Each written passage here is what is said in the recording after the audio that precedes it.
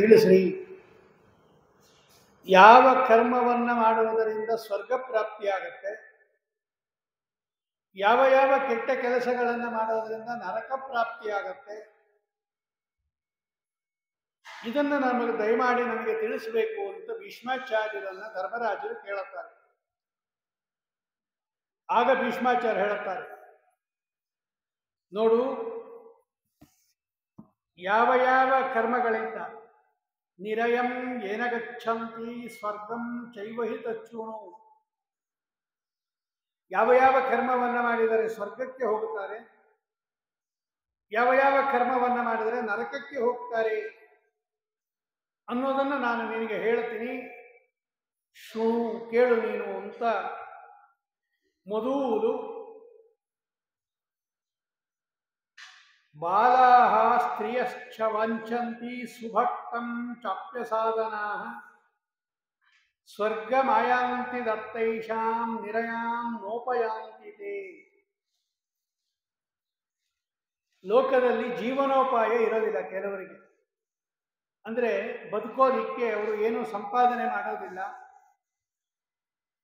ಅಂತಹ ಜೀವನೋಪಾಯ ಇಲ್ಲದೆ ಇರತಕ್ಕಂತಹ ಸ್ತ್ರೀಯರು ಮತ್ತು ಬಾಲಕರು, ಬಾಲಾಹ ಸ್ತ್ರೀಯಶ್ಚ ವಾಂಛಂತಿ ಸುಭಕ್ತಂ ಚಾಪಿ ಅಸಾಧನಾಃ, ತಮಗೆ ತಾವೇ ಅನ್ನವನ್ನು ಸಂಪಾದನೆ ಮಾಡಿಕೊಳ್ಳುವ ಶಕ್ತಿ ಇದ್ದರೆ ಅವರಿಗೆ ಕೊಡದೇ ಇದ್ರೆ ತೊಂದರೆ ಇಲ್ಲ. ಯಾರಿಗೆ ಜೀವನೋಪಾಯ ಮಾಡಿಕೊಳ್ಳುವ ಸಾಮರ್ಥ್ಯ ಇಲ್ಲ, ಒಟ್ಟಿನಲ್ಲಿ ಬದುಕಬೇಕಲ್ವ ಅವರು ದೇಹವನ್ನು ತಗೊಂಡ ಮೇಲೆ, ಅಂತಹ ಜೀವನೋಪಾಯ ಇಲ್ಲದೆ ಇರತಕ್ಕಂತಹ ಸ್ತ್ರೀಯರು ಮತ್ತು ಬಾಲಕರು, ಇವರಿಗೆ ಯಾರು ಅನ್ನವನ್ನು ಕೊಡ್ತಾರೆ ಇವರು ಸ್ವರ್ಗಕ್ಕೆ ಹೋಗ್ತಾರೆ. ಅನ್ನದಾನ ಸ್ವರ್ಗಕ್ಕೆ ಕಾರಣವಾಗುತ್ತೆ. ಅದರಲ್ಲೂ ಕೂಡ ಜೀವನೋಪಾಯ ಇಲ್ಲದೆ ಇರತಕ್ಕಂತಹ ಸ್ತ್ರೀಯರು ಮತ್ತು ಬಾಲಕರು, ಇವರಿಗೆ ಯಾರು ಅನ್ನವನ್ನು ಕೊಡ್ತಾರೆ ಇವರು ಸ್ವರ್ಗಕ್ಕೆ ಹೋಗ್ತಾರೆ. ನ ನಿರಯಾಂ ನೋಪಯಾಂತಿ, ಅವರು ನರಕಕ್ಕೆ ಹೋಗೋದಿಲ್ಲ. ಗುರುವರ್ಥಂ ವಾ ಅಭಯಾರ್ಥಂ ವಾ ವರ್ಜಯಿತ್ವಾ ಯುಧಿಷ್ಠಿರ ಯೇ ಅನೃತಂ ಕಥಯಂತಿ ಸ್ಮ ತೇ ವೈ ನಿರಯಗಾಮಿನಃ. ರಕ್ಷಣೆ ಮಾಡೋ ಸಂದರ್ಭದಲ್ಲಿ ಅಥವಾ ಗುರುಗಳ ಸಲುವಾಗಿ ಆ ಎರಡು ಕಾರಣವನ್ನು ಬಿಟ್ಟು ಯಾರನ್ನೋ ರಕ್ಷಣೆ ಮಾಡಬೇಕಾಗಿರುತ್ತೆ, ಜ್ಞಾನಿಗಳನ್ನು, ಗುರುಗಳನ್ನು, ಅಂಥ ಸಂದರ್ಭದಲ್ಲಿ ಬಿಟ್ಟು ಯಾರು ಅನೃತಂ ಕಥಯಂತಿ ಸುಳ್ಳು ಹೇಳುತ್ತಾರಲ್ಲ ಇವರು ನರಕಕ್ಕೆ ಹೋಗ್ತಾರೆ. ಸುಳ್ಳು ಮಹಾಪಾಪವನ್ನು ತಂದುಕೊಡುತ್ತೆ. ಅದರಿಂದ ಸುಳ್ಳು ಹೇಳಬಾರದು. ಸುಳ್ಳು ಹೇಳತಕ್ಕಂಥದ್ದು ಮಹಾಪಾಪ ಬರುತ್ತೆ. ಈ ಪಾಪದಿಂದ ಅನರ್ಥ ನರಕಗಳಾಗತ್ತೆ. ಆದ್ದರಿಂದ ಏ ಅನೃತಂ ಕಥಯಂತಿ ಸ್ಮ ತೇವೈ ನಿರಯಗಾಮಿನಃ. ಕೆಲವು ಕಡೆ ಸುಳ್ಳು ಹೇಳಿದ್ರೆ ಪಾಪ ಬರೋದಿಲ್ಲ. ಯಾವಾಗ? ಸಜ್ಜನರನ್ನ ರಕ್ಷಣೆ ಮಾಡೋ ಸಂದರ್ಭದಲ್ಲಿ, ಪ್ರಾಣಿಗಳನ್ನು ರಕ್ಷಣೆ ಮಾಡೋ, ಗೋವು ಮೊದಲಾದ ಪ್ರಾಣಿಗಳನ್ನು ರಕ್ಷಣೆ ಮಾಡೋ ಸಂದರ್ಭದಲ್ಲಿ ಸುಳ್ಳು ಹೇಳಿದರೆ, ಆ ಭಾಗವತದಲ್ಲಿ ಅಷ್ಟಮ ಸ್ಕಂದದಲ್ಲಿ ಬಲಿಚಕ್ರವರ್ತಿ ಸಂದರ್ಭದಲ್ಲಿ ಹೇಳ್ತಾರೆ. ಅದೆಲ್ಲ ಸಜ್ಜನರನ್ನ ರಕ್ಷಣೆ ಮಾಡೋ ಸಂದರ್ಭದಲ್ಲಿ, ಪ್ರಾಣಿಗಳನ್ನು ರಕ್ಷಣೆ ಮಾಡೋ ಸಂದರ್ಭದಲ್ಲಿ, ಅಮಾಯಕರನ್ನ ರಕ್ಷಣೆ ಮಾಡೋ ಸಂದರ್ಭದಲ್ಲಿ ಸುಳ್ಳು ಹೇಳಿದ್ರೆ ಪಾಪ ಬರಲ್ಲ. ಇನ್ನು ಮಿಕ್ಕನಾದ ಕಡೆ ಯಾರು ಸುಳ್ಳು ಹೇಳುತ್ತಾರೆ, ಹರಿವಾಯುಗಳ ಮುಂದೆ, ಗುರುಗಳ ಮುಂದೆ, ಸ್ನೇಹಿತರ ಮುಂದೆ, ತಂದೆ ತಾಯಿಗಳ ಮುಂದೆ ಯಾರು ಸುಳ್ಳು ಹೇಳುತ್ತಾರೆ, ದೇವೈ ನಿರಯಗಾಮಿನಃ, ಇವರೆಲ್ಲ ನರಕಕ್ಕೆ ಹೋಗ್ತಾರೆ. ಪರದಾರಾಭಿಹರ್ತಾರಃ ಪರದಾರಾಭಿಮರ್ಷಿಣಃ ಪರದಾರ ಪ್ರಯೋಕ್ತಾರಃ ತೇ ವೈ ನಿರಯಗಾಮಿನಃ. ಪರಪತ್ನಿಯನ್ನ ಅಪಹಾರ ಮಾಡತಕ್ಕಂಥವರು, ಪರಪತ್ನಿಯನ್ನ ಭೋಗ ಮಾಡತಕ್ಕಂಥವರು, ಪರಪತ್ನಿಯರನ್ನು ಇನ್ನೊಬ್ಬರ ಕಡೆ ಕಳಿಸ್ತಕ್ಕಂಥವರು ದೇವಯಿ ನಿರ್ಯಗಾಮಿನ ಮಹಾಪಾಪ. ಪರಸ್ತ್ರೀ ಗಮನ ಅನ್ನೋದು ಪಂಚ ಮಹಾಪಾತಗಳಲ್ಲಿ ಒಂದು. ಆದ್ದರಿಂದ ಇವರು ನಿಯಮೇನ ನರಕಕ್ಕೆ ಹೋಗ್ತಾರೆ. ಮುಂದಿನ ಜನ್ಮದಲ್ಲಿ ಇವರು ಆಯಾ ಅವಯವದಿಂದ ಊನರಾಗಿ ಅಥವಾ ರೋಗದಿಂದ ಬಳಲ್ತಾರೆ. ಇವರೆಲ್ಲ ನರಕಕ್ಕೆ ಹೋಗ್ತಾರೆ. ಆದ್ದರಿಂದ ಬಹಳ ಹುಷಾರಾಗಿರಬೇಕು ಆ ವಿಷಯದಲ್ಲಿ. ಯೇ ಪರಸ್ವ ಅಪಹರ್ತಾರ ಪರಸ್ವಾನಾಂಚ ನಾಶಕಾಃ ಸೂಚಕಾಶ್ಚ ಪರೇಶಾಂ ಏ ದೇವೈ ನಿರಯಗಾಮಿನ. ಧರ್ಮರಾಜ, ಇನ್ನೊಬ್ಬರ ಹಣವನ್ನ, ಇನ್ನೊಬ್ಬರ ಸೊತ್ತನ್ನ ಯಾರು ಅಪಹಾರ ಮಾಡ್ತಾರೆ, ನಮಗೆ ಅಲ್ಲದನ್ನ ಇನ್ನೊಬ್ಬರದನ್ನ ಅವರಿಗೆ ಹೇಳದೇನೆ ತಗೊಳ್ಳೋದಾಗಲಿ ಅಥವಾ ಅಪಹರಣ ಮಾಡೋದಾಗಲಿ, ಅಥವಾ ಕೆಲವರಿಗೆ ಇನ್ನೊಬ್ಬರ ಸೊತ್ತನ್ನ ನೋಡಿದರೆ ಸಹಿಸಕ್ಕಾಗಲ್ಲ, ನಾಶ ಮಾಡಿಬಿಡ್ತಾರೆ. ಅವ್ರ ಮನೇಲಿ ಏನಾದರೂ ಚೆನ್ನಾಗಿ ಹೂವಾಗಿ ಗಿಡ ಬೆಳೀತಾ ಇದ್ರೆ ನಾಶ ಮಾಡಿಬಿಡ್ತಾರೆ. ತುಳಸಿ ಗಿಡ ಬೆಳೀತಾ ಇದ್ರೆ ನಾಶ ಮಾಡಿಬಿಡ್ತಾರೆ. ನೀರು ಚೆನ್ನಾಗಿದ್ರೆ ಕೆಡಿಸಿಬಿಡ್ತಾರೆ. ಇನ್ನೊಬ್ಬರ ಸೊತ್ತನ್ನ ಅಪಹಾರ ಮಾಡೋದಾಗಲಿ, ಇನ್ನೊಬ್ಬರ ಸೊತ್ತನ್ನ ನಾಶ ಮಾಡೋದಾಗಲಿ, ಅಥವಾ ಸುಳ್ಳು ಚಾಡಿಯನ್ನ ಹೇಳೋದಾಗಲಿ ಯಾರು ಮಾಡ್ತಾರೆ? ದೇವೈ ನಿರಯಗಾಮಿನಃ. ಇವರೆಲ್ಲ ನರಕಕ್ಕೆ ಹೋಗ್ತಾರೆ.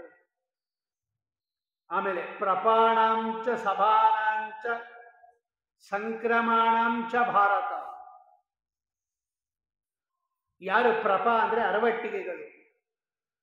ಬಿಸಿಲ ಕಾಲದಲ್ಲಿ ಬ್ರಾಹ್ಮಣರು ಒಂದು ಕಡೆಯಿಂದ ಒಂದು ಕಡೆಗೆ ಹೋಗುವ ಸಂದರ್ಭದಲ್ಲಿ ಅವರೆಲ್ಲೂ ಸ್ವೀಕಾರ ಮಾಡೋದಿಲ್ಲ ಅನ್ನಾದಿಗಳನ್ನ ಪಾನಾದಿಗಳನ್ನ ಅಂತ ಹೇಳಿ ಅರವಟ್ಟಿಗೆಗಳು ಅಂತ ಇಟ್ಟಿರ್ತಾ ಇದ್ರು ಹಿಂದಿನ ಕಾಲದಲ್ಲಿ.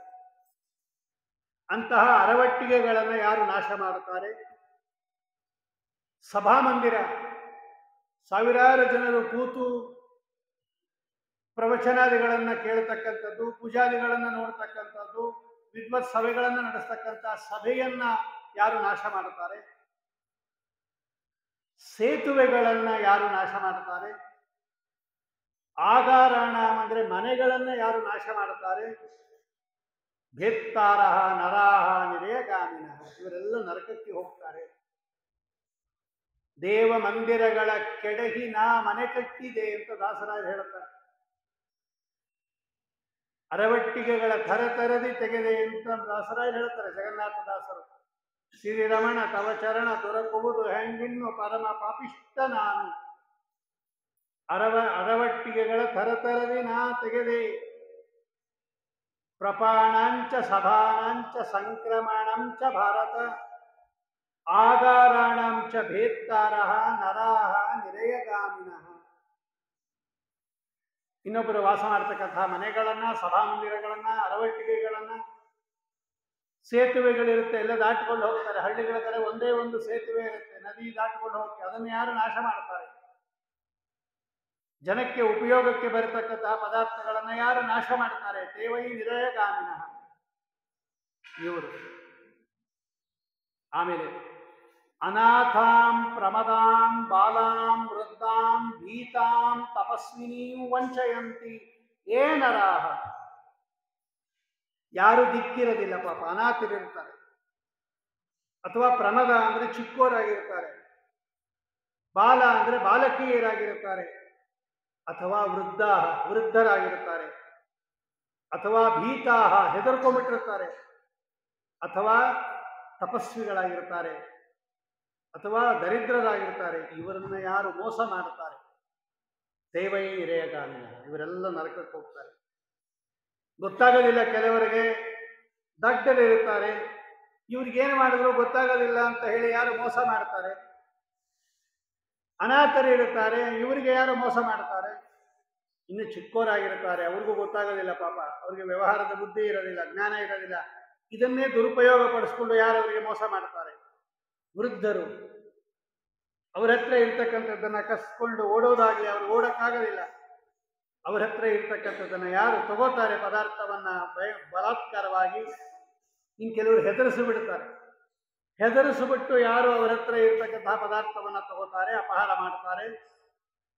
ಇಂತಹ ಸ್ತ್ರೀಯರನ್ನ ಯಾರು ವಂಚಯಂತಿ ದೇವೈ ನಿರಯಗಾಮಿನ. ಇವರೆಲ್ಲ ನಿಯಮೇನ ನರಕಕ್ಕೆ ಹೋಗ್ತಾರೆ. ಇವರು ಆಮೇಲೆ ವೃತ್ತಿಚ್ಛೇದಂ, ಹಿಂದೆನೆ ಬಂದಿತ್ತು ಒಂದ್ಸಲ. ಯಾವ ಬ್ರಾಹ್ಮಣರ ವೃತ್ತಿಯನ್ನು ಕೆಡಿಸಬಾರದು. ಅಂದ್ರೆ ಜೀವನೋಪಾಯ ಮಾಡಿಕೊಂಡಿರ್ತಾರೆ, ಏನೋ ಒಂದು ಪೂಜೆ ಪುನಸ್ಕಾರ ಮಾಡೋದು, ಶ್ರಾದ್ದಾದಿಗಳು ಮಾಡಿಸೋದು, ಪೌರೋಹಿತ್ಯ ಮಾಡಿಸೋದು, ಅರ್ಚಕರಾಗಿರ್ತಕ್ಕಂಥದ್ದು ಏನೋ ಮಾಡ್ಕೊಂಡಿರ್ತಾರೆ. ಅವ್ರಿಗೆ ಅದು ಜೀವನೋಪಾಯ. ಅವ್ರಿಗೆ ಅದು ಅಂತಹ ಜೀವನೋಪಾಯ ಮಾಡಿಕೊಂಡಿರ್ತಕ್ಕಂತಹ ವ್ಯಕ್ತಿಗಳ ಬಗ್ಗೆ ಕೆಟ್ಟ ಮಾತನ್ನ ಆಡೋದಾಗಲಿ ಅಥವಾ ಅವರ ವೃತ್ತಿಚ್ಛೇದವನ್ನು ಮಾಡಿ ನಾಳೆಯಿಂದ ಅವರಿಗೆ ಅನ್ನನೇ ಸಿಗಬಾರ್ದು, ಇದನ್ನು ಕರೆಸಬೇಡ್ರಿ, ಈ ಪುರೋಹಿತರನ್ನ ಕರೆಸಬೇಡ್ರಿ, ಈ ಅರ್ಚಕರನ್ನ ಕರೆಸಬೇಡ್ರಿ, ಇವ್ರಿಗೇನು ಕೊಡಬೇಡ್ರಿ, ಅವ್ರಿಗೇನು ಮಾಡಬೇಡ್ರಿ ಅಂತ ಹೇಳಿ ಜೀವನೋಪಾಯಕ್ಕೆ ಯಾರು ತೊಂದರೆಯನ್ನ ಮಾಡ್ತಾರೆ ಇದಕ್ಕೆ ವೃತ್ತಿಚ್ಛೇದ ಅಂತ ಕರೀತಾರೆ. ಉತ್ತಮ ಬ್ರಾಹ್ಮಣರ ವೃತ್ತಿಯನ್ನೇ ಕೆಡಿಸಿ ಬ್ರಹ್ಮತ್ಯಗಾರನು ಎನಿಸಿದೆ. ದಾಸರಾಯರು ತೋರಿಸ್ತಾರೆ ಇದೇ ಮಹಾಭಾರತದ ವಾಕ್ಯವನ್ನ ದಾಸವಾಣಿಯಲ್ಲಿ ತೋರಿಸ್ತಾರೆ ಅವರು. ವೃತ್ತಿಚ್ಛೇದಂ, ಎಲ್ಲರೂ ಬದುಕಿರೋದಕ್ಕೆ ಅನ್ನಾದಿಗಳನ್ನ ತಿನ್ಬೇಕಲ್ವಾ, ಅವ್ರಿಗೆ ಏನೋ ಒಂದು ಉಪಾಯ ಮಾಡ್ಕೊಂಡಿರ್ತಾರಪ್ಪ, ಅದರಲ್ಲಿ ಸ್ವಲ್ಪ ಲೋಪದೋಷಗಳಿರುತ್ತೆ, ಅದನ್ನ ಅವರಿಗೆ ಸರಿ ಹೇಳಬೇಕೇ ಹೊರತು ನಾಳೆಯಿಂದ ಅವರಿಗೆ ಅನ್ನನೇ ಇಲ್ಲದೆ ಇರೋ ಹಂಗೆ ವೃತ್ತಿಚ್ಛೇದವನ್ನ ಮಾಡಬಾರದು. ಬೇಡ, ಅವರು ಸರಿ ಇಲ್ಲ, ಅವರು ಬೇಡ, ಅವ್ರನ್ನ ಕರೆಸಬೇಡಿ ಅಂದ್ರೆ ನಾಳೆಯಿಂದ ಯಾರು ಕರೆಸದೇ ಇದ್ರೆ ಅವರಿಗೆ ವೃತ್ತಿಚ್ಛೇದ ಆಗತ್ತೆ. ಹಂಗೆ ಮಾಡಬಾರದು. ಗೃಹಚ್ಛೇದಂ, ಮನೆ ಒಡಿಸ್ಬಿಡೋದು. ಮನೆ ಏನು ವಾಸ ಮಾಡ್ತಾ ಇರ್ತಾರಲ್ಲ, ಬಲಾತ್ಕಾರವಾಗಿ ಅವರನ್ನ ಮನೆಯಿಂದ ಹೊರಗಡೆ ಹಾಕಿ ಮನೆಯನ್ನ ಕೆಡಿಸೋದಿದೆಯಲ್ಲ, ಇದಕ್ಕೆ ವೃತ್ತಿಚ್ಛೇದಂ, ಗೃಹಚ್ಛೇದಂ, ದಾರಚ್ಛೇದಂ. ಇನ್ ಕೆಲವರು ದಾಂಪತ್ಯವನ್ನೇ ಒಡೆದು ಬಿಡುತ್ತಾರೆ. ಇಲ್ಲ ಸಲ್ಲದ ಚಾಡಿ ಮಾತನ್ನ ಆಡಿ ಅವರದ್ದು ಇವ್ರಿಗೆ ಹೇಳಿ, ಇವರದ್ದು ಅವ್ರಿಗೆ ಹೇಳಿ ದಾಂಪತ್ಯವನ್ನ ಯಾರು ಒಡೆದು ಬಿಡುತ್ತಾರೆ. ಆಮೇಲೆ ಮಿತ್ರಚ್ಛೇದಂ, ಒಳ್ಳೆ ಸ್ನೇಹಿತರಾಗಿರ್ತಾರೆ, ಅವರು ಗಳಸ ಕಂಠಸ್ಯ ಇದ್ದಂಗೆ ಇರ್ತಾರೆ, ಅವ್ರ ಹತ್ರ ಹೋಗಿ ಚಾಡಿ ಹೇಳ್ಬಿಡೋದು. ನೀವು ನಂಬ್ಕೊಂಡಿದ್ದೀರಾ ತುಂಬಾ ನಂಬ್ತವನಲ್ಲ ಅವನು, ನಮ್ಗೆ ಹಿಂಗಂದ ಹಿಂಗಂದ, ನಿಮ್ಮ ಎದುರು ಹಿಂಗಂತಾನೆ, ಮರೇಲಿ ಹಿಂಗಂತಾನೆ, ಅವನು ಸರಿ ಇಲ್ಲ, ಹುಷಾರಾಗಿರಿ ಅಂತ ಹೇಳಿ ಮಿತ್ರಚ್ಛೇದಂ, ಒಳ್ಳೆ ಸ್ನೇಹಿತರಾಗಿರ್ತಕ್ಕಂಥವರನ್ನ ಯಾರು ಬೇರ್ಪಡಿಸ್ತಾರೆ. ಆಮೇಲೆ ಆಶಾಯಾ ಛೇದ, ಆಶಾಭಂಗ ಮಾಡುತ್ತಾರೆ. ಏನೋ ಒಂದು ಆಸೆಯನ್ನ ಇಟ್ಕೊಂಡಿರ್ತಾರೆ ಅವರು, ಆ ಆಸೆಯನ್ನ ಯಾರು ಭಂಗ ಮಾಡಿಬಿಡ್ತಾರೆ, ಆ ಆಶಾಭಂಗವನ್ನ ಮಾಡತಕ್ಕಂಥವರು ಕೂಡ ನಿರೇಯಗಾಮಿನಃ, ಇವರೆಲ್ಲ ನರಕಕ್ಕೆ ಹೋಗ್ತಾರೆ. ಧರ್ಮರಾಜ, ವೃತ್ತಿಚ್ಛೇದಂ, ಗೃಹಚ್ಛೇದಂ, ದಾರಚ್ಛೇದಂ ಚ ಭಾರತ, ಮಿತ್ರಚ್ಛೇದಂ ತಥಾಯಾಶಾ ಛೇದಂ ತೇ ವೈ ನಿರೇಯಗಾಮಿನಃ. ಏನೋ ಒಂದು ಆಸೆ ಇಟ್ಕೊಂಡಿರ್ತಾರೆ, ಹಿಂಗೆ ಮಾಡಬೇಕು ಹಂಗೆ ಮಾಡಬೇಕು ಅಂತ, ಅದನ್ನು ಛೇದ ಮಾಡಬಾರದು, ನಾವು ಕತ್ತರಿಸಬಾರದು. ಆಮೇಲೆ ಸೂಚಕಾಹ, ಇದೊಂದು ದೊಡ್ಡದಾಗಿರ್ತಕ್ಕಂತಹ ದೋಷ ಅಂದ್ರೆ ಚಾಡಿ ಹೇಳೋದು. ಇನ್ನೊಬ್ಬರ ಮೇಲೆ ಚಾಡಿ ಹೇಳತಕ್ಕಂಥದ್ದಲ್ವಾ, ಏನೋ ಒಂದು ಸಣ್ಣ ಪುಟ್ಟ ಕಾರಣವನ್ನ ಇಟ್ಕೊಂಡು ಅಥವಾ ಇಲ್ಲದೇ ಇರೋ ಕಾರಣವನ್ನ ಇಟ್ಕೊಂಡು ಅವರ ಓನರ್ ಮುಂದೆ ಅಥವಾ ಅವರ ನಾಯಕರಿಗೆ ಚಾಡಿ ಹೇಳೋದಿದೆಯಲ್ಲ, ಇದು ಸೂಚಕಾಹ. ಸಂಧಿಭೇತ್ತಾರಾಹ, ಸಂಧಿಭೇತ್ತಾರಾಹ ಅಂದ್ರೆ ಪರಸ್ಪರ ಅನ್ಯೋನ್ಯವಾಗಿ ಇರತಕ್ಕಂತಹ, ಒಟ್ಟೊಟ್ಟಿಗೆ ಇರತಕ್ಕಂತಹ ಅವರನ್ನ ಛೇದನ ಮಾಡತಕ್ಕಂಥದ್ದು. ಸ್ನೇಹಿತರಾಗಿರ್ಬೋದು, ದಂಪತಿಗಳಾಗಿರ್ಬೋದು. ಒಟ್ಟಿನಲ್ಲಿ ಸಂಧಿ ಅಂದ್ರೆ ಎರಡು ಸೇರ್ಕೊಂಡಿರ್ತವೆ, ಪ್ರೀತಿಯಿಂದ ಇರ್ತಾರೆ, ಆ ಅನ್ಯೋನ್ಯ ಭಾವದಿಂದ ಇರ್ತಾರೆ, ಅದನ್ನ ಯಾರು ಛೇದನ ಮಾಡುತ್ತಾರೆ. ಆಮೇಲೆ ಪರವೃತ್ತಿ ಉಪಜೀವಿನಃ. ಪರವೃತ್ತಿ ಉಪಜೀವಿನಃ ಅಂದ್ರೆ ಏನು ಅಂದ್ರೆ ಇನ್ನೊಬ್ಬರ ಕೈಲಿ ಕೆಲಸ ಮಾಡಿಸ್ಬಿಟ್ಟು ಇವನು ಅದನ್ನು ತಗೋತಾ ಇರ್ತಾನೆ ದುಡ್ಡು. ಇದಕ್ಕೆ ಪರವೃತ್ತಿ ಉಪಜೀವನ ಅಂತ ಕರೀತಾರೆ. ಇನ್ನೊಬ್ಬರ ಕೈಲಿ ಕೆಲಸ ಮಾಡಿಸ್ಬಿಡೋದು, ಅವರಿಗೆ ದುಡ್ಡು ಕೊಡ್ತಾರಲ್ಲ ಆ ದುಡ್ಡನ್ನು ಇವನು ತಗೊಂಡ್ಬಿಡೋದು. ಅಂದ್ರೆ ಕೆಲಸ ಬೇರೆಯವ್ರ ಕೈಲಿ ಮಾಡಿಸೋದು, ದುಡ್ಡು ತಾನು ತಗೊಂಡ್ಬಿಡೋದು, ಅದರಲ್ಲಿ ಜೀವನ ಮಾಡೋದು. ಇದಕ್ಕೆ ಪರವೃತ್ತಿ ಉಪಜೀವನ ಅಂತ ಕರೀತಾರೆ. ಯಾರು ಈ ಪರವೃತ್ತಿ ಉಪಜೀವನವನ್ನ ಮಾಡ್ತಾರಲ್ಲ ಇವರು ನರಕಕ್ಕೆ ಹೋಗ್ತಾರೆ. ಆಮೇಲೆ ಅಕೃತಜ್ಞಾಶ್ಚ. ಅಕೃತಜ್ಞಾಶ್ಚ, ನಮಗೆ ಯಾರಾದರೂ ಉಪಕಾರ ಮಾಡಿದ್ರೆ ಅವರಿಗೆ ಕೃತಜ್ಞತೆ ಇರಬೇಕು. ನಮಗೆಲ್ಲ ಒಳ್ಳೆ ಉಪಕಾರ ಮಾಡಿಕೊಟ್ಟಿದ್ದೀರಾ, ಸದಾ ಸ್ಮರಣೆ ಮಾಡ್ಕೊತೀವಿ ನಿಮ್ಮನ್ನ ಅಂತ ಹೇಳಿ ಅವ್ರು ಮಾಡಿರ್ತಕ್ಕಂಥ ಉಪಕಾರವನ್ನ ಸ್ಮರಣೆ ಮಾಡ್ಕೋಬೇಕು ನಾವು. ಕೃತಜ್ಞ, ಕೃತ ಅಂದ್ರೆ ಮಾಡದ್ದನ್ನ ಜ್ಞಾಪಕ ಇಟ್ಕೊಂಡು ಅದಕ್ಕೆ ಕೃತಜ್ಞತೆಯನ್ನ ಕೊಡಬೇಕು. ಇಂತಹ ಆಪತ್ಕಾಲದಲ್ಲಿ ನಮಗೆ ಸಹಾಯ ಮಾಡಿದ್ರಿ ನೀವು, ಅದರಿಂದ ನಮಗೆ ಅನುಕೂಲ ಆಯಿತು ಅಂತ ಹೇಳಿ ಯಾರು ಮಾಡಿದ ಉಪಕಾರಕ್ಕೆ ಕೃತಜ್ಞರಾಗಿರೋದಿಲ್ಲ, ದೇವಯೇ ನಿರಯಗಾಮಿನಃ, ಇವರೆಲ್ಲ ನರಕಕ್ಕೆ ಹೋಗ್ತಾರೆ ಧರ್ಮರಾಜ. ಇಲ್ಲೇನೋ ಮಾಡೋವಾಗ ಚೆಂದಾಗಿರುತ್ತೆ, ಆದರೆ ಇವರೆಲ್ಲ ಮುಂದೆ ಭಯಾನಕವಾಗಿರ್ತಕ್ಕಂತಹ ನರಕವನ್ನ ಅನುಭವಿಸಬೇಕಾಗುತ್ತೆ. ಸೂಚಕಾಹ, ಚಾಡಿ ಹೇಳ್ತಕ್ಕಂಥವರು, ಸಂಧಿ ಭೇತ್ತಾರ, ಅನ್ಯೋನ್ಯವಾಗಿರ್ತಕ್ಕಂಥವರನ್ನ ಕೆಡಿಸ್ತಕ್ಕಂಥದ್ದು, ಪರವೃತ್ತಿ ಉಪಜೀವಿನಃ, ಇನ್ನೊಬ್ಬರನ್ನ ದುಡಿಸಿಕೊಂಡು ತಾನು ಜೀವನ ಮಾಡತಕ್ಕಂಥದ್ದು, ಅಕೃತಜ್ಞಾಶ್ಚ, ಮಾಡಿದ ಉಪಕಾರವನ್ನ ಮರೆತು ಬಿಡೋದು, ಮಾಡಿದ ಉಪಕಾರವನ್ನ ಸ್ಮರಣೆ ಮಾಡ್ಕೊಳ್ಳದೆ ಇರ್ತಕ್ಕಂಥವರು, ಕೃತಜ್ಞತೆ ಇಲ್ಲದೆ ಇರ್ತಕ್ಕಂಥವರು ನಿರ್ಯಗಾಮಿನಃ, ಇವರೆಲ್ಲ ನರಕಕ್ಕೆ ಹೋಗ್ತಾರೆ ಧರ್ಮರಾಜ.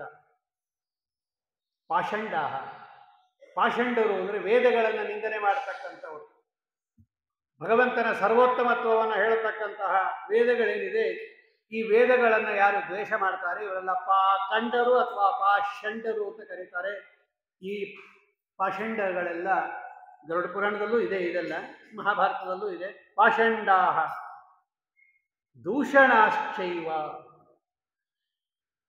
ಎಲ್ಲರನ್ನ ದೂಷಣೆ ಮಾಡ್ತಾ ಇರ್ತಾರೆ. ತಾನೊಬ್ಬ ಮಾತ್ರ ಚೆನ್ನಾಗಿದ್ದೀನಿ, ನಾನೊಬ್ಬ ಸರಿಯಾಗಿದ್ದೀನಿ ಅಂತ ಹೇಳಿ ಅವ್ರ ಹಂಗೆ ಇವ್ರ ಹಿಂಗೆ ಇವ್ರ ಹಿಂಗೆ ಇವ್ರ ಹಿಂಗೆ ಅಂತ ಪ್ರತಿಯೊಬ್ಬರನ್ನೂ ದೂಷಣೆ ಮಾಡ್ತಾ ಇರ್ತಾರೆ. ಬರೀ ದೋಷ ಹೇಳೋದೇ ಇನ್ನೊಬ್ಬರ ಮೇಲೆ, ದೂಷಿಸೋದಿದೆಯಲ್ಲ, ದೂಷಶಾಶ್ಚೈವ. ಸಮಯಾನಾಂಚ ದೂಷಕಾಹ, ಸಮಯ ಅಂದರೆ ವಿಧಿಗಳು, ಈ ಧರ್ಮಗಳು, ಧರ್ಮಾಧರ್ಮಗಳು ಏನು ವೇದದಲ್ಲಿ ಹೇಳಿದೆ, ಪುರಾಣಗಳಲ್ಲಿ ಹೇಳಿದೆ, ಸ್ಮೃತಿಗಳಲ್ಲಿ ಹೇಳಿದೆ, ಇದನ್ನ ಯಾರು ದ್ವೇಷ ಮಾಡ್ತಾರೆ, ಇದನ್ನ ಯಾರು ದೂಷಿಸ್ತಾರೆ, ಯಾರು ಇದೆಲ್ಲ ಮಾಡಿದ್ದೋ ನಮಗಾಗೋದಿಲ್ಲ, ಮಾಡೋಕ್ಕಾಗೋದಿಲ್ಲ, ಇದೆಲ್ಲ ಆಗೋದಿಲ್ಲ ಅಂತ ನಿನಗಾಗದೆ ಇದ್ರೆ ಯಾಕೆ ಸುಮ್ಮನೆ ಇದ್ಬಿಡು, ಅದನ್ನು ಮಾಡಿದವ್ರಿಗೆ ಯಾಕೆ ಬೈತೀಯ ನೀನು?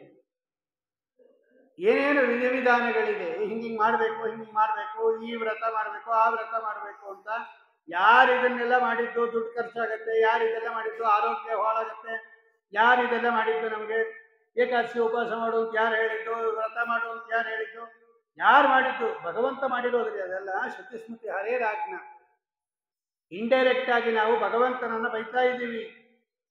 ಹಾಗಾಗಿ ಸಮಯಾನ, ವಿಧಿವಿಧಾನಗಳನ್ನ ಹಿಂಗಿಂಗ್ ಮಾಡಬೇಕು, ಹಿಂಗಿಂಗ್ ಮಾಡಬೇಕು ಅಂತೆಲ್ಲ ಇದೆ. ನಮ್ಮ ಕೈಲಾಗಲ್ಲ, ಏನೋ ಅನಾರೋಗ್ಯ ಇರುತ್ತೆ, ದುಡ್ಡಿರಲ್ಲ, ದೇಹದಲ್ಲಿ ಬಲ ಇರಲ್ಲ, ಶಕ್ತಿ ಇರಲ್ಲ.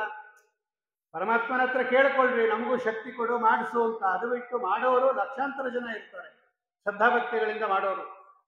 ಅದರಿಂದ ಯಾರದನ್ನು ನಿಯಮ ಮಾಡಿದ್ದಾರೆ ಆ ಧರ್ಮ ವಿಧಿವಿಧಾನಗಳನ್ನು ಎಂದೂ ದೂಷಣೆ ಮಾಡಬಾರದು. ಸಮಯಾನಾಂಚ ದೂಷಕಾಹ. ಆಮೇಲೆ ಯೇ ಪ್ರತ್ಯವಸಿತಾಶ್ಚೈವ ದೇವೈ ನಿರಯಗಾಮಿನ. ಇನ್ನೊಂದು ಮಾತಾಡ್ತಾರೆ ಮಹಾಭಾರತದಲ್ಲಿ, ಜ್ಞಾಪಕ ಇಟ್ಕೋಬೇಕು. ಪ್ರತ್ಯವಸಿತಾಶ್ಚೈವ ದೇವೈ ನಿರಯಗಾಮಿನ. ಸನ್ಯಾಸವನ್ನು ಸ್ವೀಕಾರ ಮಾಡಿ ಮತ್ತೆ ಯಾರು ಗೃಹಸ್ಥಾಶ್ರಮಕ್ಕೆ ಬರ್ತಾರಲ್ಲ ಇವರು ನರಕಕ್ಕೆ ಹೋಗ್ತಾರೆ ಅಂತ ಮಹಾಭಾರತದಲ್ಲಿದೆ. ಸನ್ಯಾಸಾಶ್ರಮವನ್ನು ಸ್ವೀಕಾರ ಮಾಡಿ ಪ್ರತ್ಯವಸಿತಾ, ಮತ್ತೆ ವಾಪಸ್ಸು ಗೃಹಸ್ಥಾಶ್ರಮಕ್ಕೆ ಏನಾದರೂ ಅವರು ಬಂದರೆ ದೇವೈ ನಿರಯಗಾಮಿನ, ಇವರೆಲ್ಲ ನರಕಕ್ಕೆ ಹೋಗ್ತಾರೆ. ಮಹಾ ಅನರ್ಥ ಉಂಟಾಗತ್ತೆ ಅದರಿಂದ.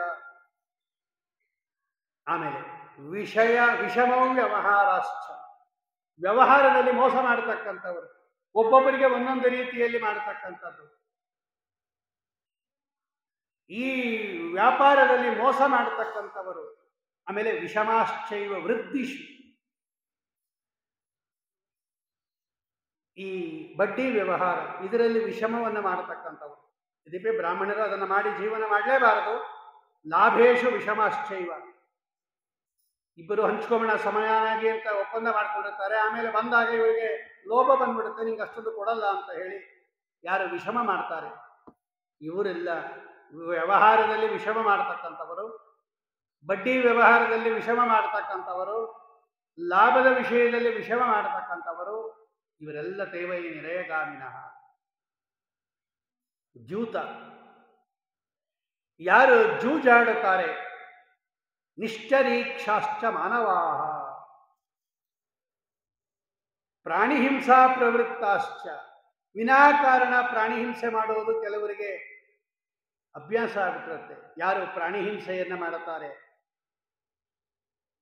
ಇನ್ನ ಗುಣಗಳನ್ನ ಪರೀಕ್ಷೆ ಮಾಡಿ ತಿಳ್ಕೊಬೇಕು. ನಿಶ್ಚರೀಕಾಕ್ಷ, ಯಾರಲ್ಲಿ ಒಬ್ಬ ಗುಣ ಇದೆ ಅಂತ ಪರೀಕ್ಷೆ ಮಾಡಿ ತಿಳ್ಕೋಬೇಕಂತೆ. ಆ ಗುಣವನ್ನ ಚೆನ್ನಾಗಿ ಹೊಗಳಬೇಕಂತೆ. ಒಬ್ಬ ಮನುಷ್ಯನಲ್ಲಿ ಇರ್ತಕ್ಕಂಥ ಗುಣವನ್ನ, ಈ ಗುಣದಿಂದ ಕೂಡಿದಾನೆ ಇವನು, ಇವನು ಚೆನ್ನಾಗಿ ಹೇಳ್ತಾನೆ, ಇವನು ಹಿಂಗಿದ್ದಾನೆ, ಹಿಂಗಿದ್ದಾನೆ, ಕೆಲಸ ಚೆನ್ನಾಗಿ ಮಾಡ್ತಾರೆ, ಅವರಲ್ಲಿ ಏನು ಗುಣ ಇದೆ ಅದನ್ನು ಹೊಗಳಬೇಕಂತೆ, ದೋಷಗಳನ್ನು ಪರೀಕ್ಷೆ ಮಾಡಬೇಕಂತೆ. ಆ ದೋಷ ಇರೋರನ್ನ ನಾವು ಕೆಲವು ವಿಷಯಗಳಲ್ಲಿ ತ್ಯಾಜ್ಯ ಮಾಡಬೇಕಾಗತ್ತೆ. ಆದ್ದರಿಂದ ಗುಣದೋಷಗಳ ಪರೀಕ್ಷೆಯನ್ನ ಮಾಡಬೇಕಂತೆ. ಹೆಂಗೆ ಮಾಡೋದು ಅಂತ. ಇದು ಮಾಡದೇ ಇರ್ತಕ್ಕಂಥವರು ಕೂಡ ನರಕಕ್ಕೆ ಹೋಗ್ತಾರೆ.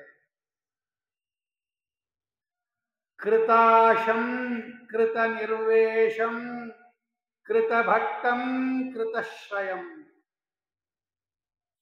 ಯಾರೋ ಒಬ್ಬ ಚೆನ್ನಾಗಿ ಸೇವೆ ಮಾಡ್ತಾ ಇರ್ತಾನೆ, ಅವನಲ್ಲಿ ಒಬ್ಬ ಯಜಮಾನ ಇರ್ತಾನೆ, ಅವನಿಗೊಬ್ಬ ಸೇವಕ ಇರ್ತಾನೆ. ಆ ಯಜಮಾನನನ್ನ ಈ ಸೇವಕ ಚೆನ್ನಾಗಿ ನಿಷ್ಠೆಯಿಂದ ಸೇವೆ ಮಾಡ್ತಾ ಇರ್ತಾರೆ.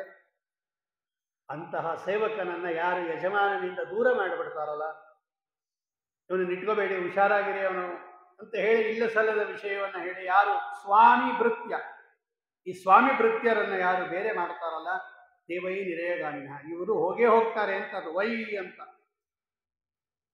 ಇನ್ನ ಪರ್ಯಶ್ನಂತಿ ಚ ಯೇ ದಾರಾನ್ ಅಗ್ನಿ ಭೃತ್ಯಾತಿಥೀಂಸ್ತತ ಉತ್ಸನ್ನ ಪಿತೃದೇವ ದೇವೇಜ್ಯಾ ದೇವೈ ನಿರೇಯಗಾಮಿನಃ. ಅತಿಥಿಗಳನ್ನ ಬಿಟ್ಟು ಯಾರು ಮೊದಲು ಊಟ ಮಾಡ್ತಾರೆ, ಯಾರೋ ಬಂದಿರ್ತಾರೆ ಮನೆಯಲ್ಲಿ, ಅವ್ರು ಬಂದಿರಲಿ ಪರವಾಗಿಲ್ಲ ಕೂತಿರ್ಲಿ ಅಂತ ಹೇಳಿ ಅವ್ರು ಊಟಕ್ಕೆ ಹೇಳಿರ್ತೀವಿ, ಬಂದಿರ್ತಾರೆ ಅಥವಾ ಊಟದ ಸಮಯಕ್ಕೆ ಬರ್ತಾರೆ, ಊಟಕ್ಕೆ ಹೇಳಿ ಅಂತ ಎಬ್ಬಿಸ್ಬೇಕಂತೆ ಅವ್ರನ್ನ, ಹೇಳ್ರಿ ಊಟ ಮಾಡ್ರಿ. ಸ್ನೇಹಿತರು ಇರ್ತಾರೆ, ಮಕ್ಕಳು ಇರ್ತಾರೆ, ವೃದ್ಧರು ಇರ್ತಾರೆ, ತಂದೆ ತಾಯಿಗಳು ಇರ್ತಾರೆ. ಇವರನ್ನೆಲ್ಲ ಬಿಟ್ಟು ಯಾರು ಮೊದಲು ಭೋಜನ ಮಾಡುತ್ತಾರಲ್ಲ, ಇವರು ನಿರೇಯಗಾಮಿ. ಭಾಗವತದಲ್ಲಿ ಅರ್ಜುನ ದ್ವಾರಕಾಪಟ್ಟಣಕ್ಕೆ ಹೋಗಿರ್ತಾನೆ. ದ್ವಾರಕಾಪಟ್ಟಣಕ್ಕೆ ಹೋದಾಗ, ಕೃಷ್ಣ ಪರಂಧಾಮಕ್ಕೆ ಹೋದ ಮೇಲೆ ವಾಪಸ್ಸು ಬಂದಾಗ ಅರ್ಜುನನ ಮುಖದಲ್ಲಿ ಕಳೇನೆ ಹೊತ್ತೋಗಿರುತ್ತೆ. ಸಪ್ಪಗಾಗ್ಬಿಟ್ಟಿರ್ತಾನೆ ಅರ್ಜುನ. ವಾಪಸ್ಸು ಹಸ್ತಿನಾವತಿಗೆ ಬರ್ತಾನೆ ಅರ್ಜುನ. ಧರ್ಮರಾಜ ಕೇಳುತ್ತಾನೆ ಅರ್ಜುನನನ್ನ. ಪ್ರಥಮ ಸ್ಕಂದ ಭಾಗವತದಲ್ಲಿದೆ ಈ ಮಾತು. ಯಾಕೆ ಅರ್ಜುನ ಇವತ್ತು ನಿನ್ನ ಮುಖದಲ್ಲಿ ತೇಜಸ್ಸು ಕಡಿಮೆ ಆಗೋಗಿದೆ, ಮೊದಲಿದ್ದಷ್ಟು ವರ್ಚಸ್ಸಿಲ್ಲ ನಿನ್ನ ಮುಖದಲ್ಲಿ, ಕಳಾಹೀನನಾಗಿದೆಯಾ, ಏನು ಮಾಡಬಾರದ ಕೆಲಸವನ್ನ ಏನು ಮಾಡಿದಿ, ಮುಖದಲ್ಲಿ ತೇಜಸ್ಸೇ ಇಲ್ವಲ್ಲ ನಿನಗೆ ಅಂತ ಅನೇಕ ಲಿಸ್ಟ್ ಕೇಳುತ್ತಾನೆ. ಒಂದು ದೊಡ್ಡ ಲಿಸ್ಟೇ ಕೊಡ್ತಾನೆ, ಹಿಂಗ್ ಮಾಡಿದ್ಯಾ ಹಿಂಗ್ ಮಾಡಿದ್ಯಾ ಹಿಂಗ್ ಮಾಡಿದ್ಯಾ ಅಂತ. ಅದರಲ್ಲಿ ಎರಡು ಬಹಳ ಮುಖ್ಯ. ವೃದ್ಧರನ್ನ, ತಂದೆ ತಾಯಿಗಳನ್ನ, ಮಕ್ಕಳನ್ನ, ರೋಗಿಗಳನ್ನ ಬಿಟ್ಟು ನೀನು ಊಟ ಮಾಡಿದ್ಯಾ ಅಂತ ಕೇಳ್ತಾನೆ ಧರ್ಮರಾಜ. ಮನೆಯಲ್ಲಿ ಇಷ್ಟು ಜನ ಇದ್ದಾಗ ಮೊದಲು ಯಜಮಾನ ಆದವನು ಭೋಜನ ಮಾಡಬಾರದು ಅಂತ ನಿಯಮ ಅದು. ತಂದೆ ತಾಯಿಗಳಿರ್ತಾರೆ, ಹಿರಿಯರಿರ್ತಾರೆ, ರೋಗಿಗಳಿರ್ತಾರೆ, ಮಕ್ಕಳಿರ್ತಾರೆ. ಇವರನ್ನೆಲ್ಲ ಬಿಟ್ಟು ಮೊದಲು ಯಾರು ಭೋಜನವನ್ನ ಮಾಡ್ತಾರಲ್ಲ, ಪರ್ಯಶ್ನಂತಿ ಚಯೇ ದಾರಾನ್ ಅಗ್ನಿ ಭೃತ್ಯಾ ಅತಿಥೀಂ ತತ, ಮೊದಲು ಭೋಜನವನ್ನ ಮಾಡ್ತಾರಲ್ಲ ಇವರು ನರಕಕ್ಕೆ ಹೋಗ್ತಾರೆ. ಧರ್ಮರಾಜ ಇನ್ನೊಂದು ಕೇಳ್ತಾನೆ, ಮಾಡಬಾರದ ಕೆಲಸ ಏನಾದರೂ ಮಾಡಿದ್ಯಾ ಧರ್ಮಕ್ಕೆ ವಿರುದ್ಧವಾಗಿ ಅಂತ ಕೇಳಿದಾಗ ಕೆಳಗಡೆ ವ್ಯಾಖ್ಯಾನಕಾರರು ಬರೀತಾರೆ, ಏಕಾದಶಿ ಏನಾದರೂ ಅನ್ನ ತಿಂದ್ಯಾ ಅಂತ ಬರೀತಾರೆ ಅವ್ರು ಕೆಳಗಡೆ. ಯಾರು ಏಕಾದಶಿ ದಿವಸ ಅನ್ನವನ್ನ ಸ್ವೀಕಾರ ಮಾಡ್ತಾರೆ ಇವರ ಮುಖದಲ್ಲಿ ಕಳೆ ಇರೋದಿಲ್ಲ, ತೇಜಸ್ ಇರೋದಿಲ್ಲ. ಏನಾದರೂ ಹಣ್ಣು ತಿಂದ್ಬಿಟ್ಯಾ ಅಂತ ಕೇಳ್ತಾರೆ ಅವರು. ಯದ್ಯಪಿ ಅರ್ಜುನ ತಿನ್ನೋದಿಲ್ಲ, ಆದರೆ ಧರ್ಮರಾಜ ಅರ್ಜುನಿಗೆ ಹೇಳೋದ್ರ ಮುಖ ನಮಗೆಲ್ಲ ಹೇಳ್ತಾ ಇದ್ದಾನೆ, ಏಕಾದಶಿ ಏನಾದರೂ ಅನ್ನವನ್ನ ಸ್ವೀಕಾರ ಮಾಡಿಬಿಟ್ಯಾ ಅಂತ ಕೇಳ್ತಾರೆ. ಆಮೇಲೆ ಉತ್ಸನ್ನ ಪಿತೃದೇವಾಜ್ಯಾಹ, ಪಿತೃದೇವತೆಗಳನ್ನ ಯಾರು ಪೂಜೆ ಮಾಡೋದಿಲ್ಲ. ಪಿತೃದೇವತೆಗಳ ಪೂಜೆ ಅಂದರೆ ಬರೀ ಪಕ್ಷಮಾಸದಲ್ಲಿ ಅಂತ ತಿಳ್ಕೊಂಡ್ಬಿಡ್ಬೇಡ್ರಿ. ಪ್ರತಿದಿನ ಅವರಿಗೆ ತರ್ಪಣ ಕೊಡಬೇಕು. ಬ್ರಹ್ಮಯಜ್ಞದಲ್ಲಿ ಪ್ರತಿದಿನ ಬ್ರಹ್ಮಯಜ್ಞವನ್ನ ಮಾಡುವಾಗ ದೇವ, ಋಷಿ, ಆಚಾರ್ಯ, ಪಿತೃ, ಯಮ ಇಷ್ಟು ಜನಕ್ಕೆ ಕನಿಷ್ಠ ಪಕ್ಷ ನೀರಿನಿಂದ ತರ್ಪಣ ಕೊಡಬೇಕು ನಾವು. ಅವರೇನು ನಾವು ಮಾಡಿರ್ತಕ್ಕಂಥ ಅನ್ನವಾದಿಗಳನ್ನ ಸ್ವೀಕಾರ ಮಾಡೋದಿಲ್ಲ, ಆದರೆ ತರ್ಪಣ ಕೊಡಬೇಕು. ಜಲತರ್ಪಣ ಅಂತಾನೆ ಕರೀತಾರೆ ಅದಕ್ಕೆ. ನಾವೇನು ಉಪಕರ್ಮದಲ್ಲಿ ತರ್ಪಣ ಕೊಡ್ತೀವಲ್ಲ ಅದು ಪ್ರತಿನಿತ್ಯ ಮಾಡಬೇಕು. ವೇದಾರಂಭಣ ಮತ್ತು ಪಿತೃ ತರ್ಪಣ ಈ ಪಿತೃದೇವತೆಗಳನ್ನ ಯಾರು ಪೂಜೆ ಮಾಡದೇನೆ ಭೋಜನವನ್ನ ಮಾಡಿಬಿಡ್ತಾರಲ್ಲ, ದೇವೈ ನಿರಯಗಾಮಿನಃ, ಇವರೆಲ್ಲ ನರಕಕ್ಕೆ ಹೋಗ್ತಾರೆ. ವೇದ ವಿಕ್ರಿಯಣಶ್ಚೈವ, ಎಷ್ಟು ಹೇಳ್ತಾರೆ ನೋಡ್ರಿ ಭೀಷ್ಮಾಚಾರ್ಯರು.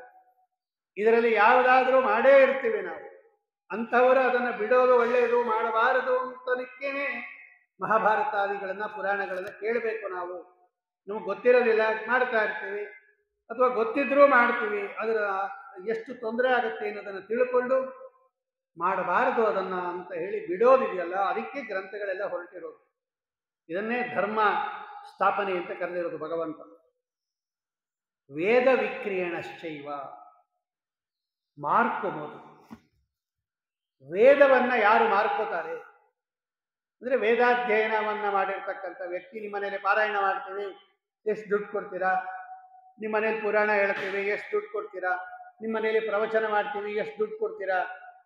ಅಂದ್ರೆ ದುಡ್ಡಿಗೆ ನೀನು ವೇದವನ್ನ ಮಾರ್ಕೋತಾ ಇದೆಯಾ, ದುಡ್ಡಿಗೆ ಭಾಗವತಾದಿ ಗ್ರಂಥಗಳನ್ನ ಮಾರ್ಕೋತಾ ಇದೆಯಾ, ದುಡ್ಡಿಗೆ ಪುರಾಣಗಳನ್ನ ಮಾರ್ಕೋತಾ ಇದೆಯಾ?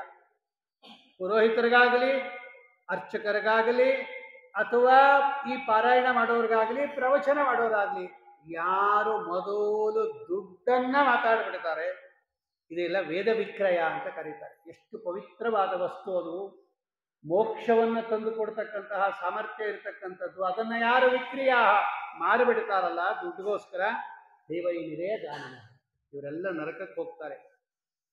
ಆಮೇಲೆ ವೇದಾನಾಂಚ ದೂಷಕಾಹ, ವೇದಗಳನ್ನು ಯಾರು ನಿಂದನೆ ಮಾಡ್ತಾರೆ, ಸ್ವಯಂ ವೇದ ಭಗವಂತನರಿಯವರು, ಭಗವಂತನಿಂದ ಪ್ರತಿಪಾದಿತವಾಗಿರತಕ್ಕಂಥದ್ದು, ಅದೆಲ್ಲ ಭಗವಂತನ ಮಹಿಮೆ ಅದು.